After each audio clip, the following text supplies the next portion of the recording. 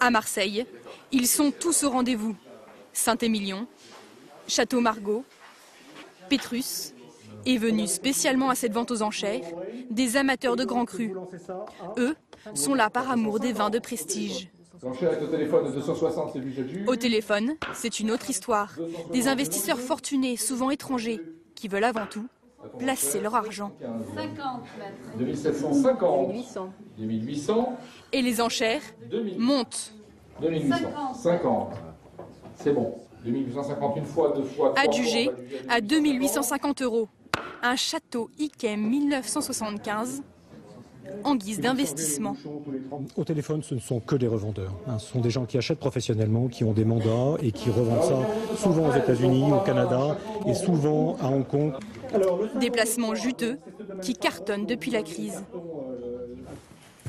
Pour ce financier, le vin est une valeur bien plus sûre que la bourse.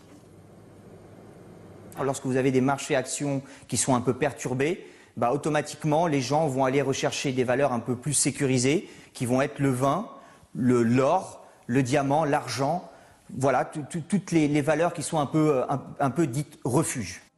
Le vin a son propre cours en bourse, plutôt stable.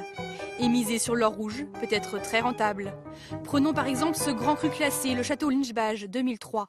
En primeur, il coûtait 35 €.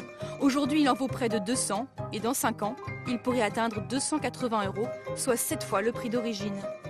Un marché qui s'élargit. Il ne concerne plus seulement les grands crus et même les particuliers s'improvisent spéculateurs. Dans cet entrepôt parisien, ils sont prêts à louer un espace pour une meilleure conservation et donc un meilleur prix potentiel. Et là, ici, par exemple, c'est une caisse que je garde volontairement fermée. Des vins que j'ai achetés à 15 €. Et par exemple, lorsque le prix de vente sera autour de 25 ou 30 €, là, je me dirais, c'est intéressant, je vais pouvoir les revendre à ce moment-là et j'aurais fait une belle plus-value.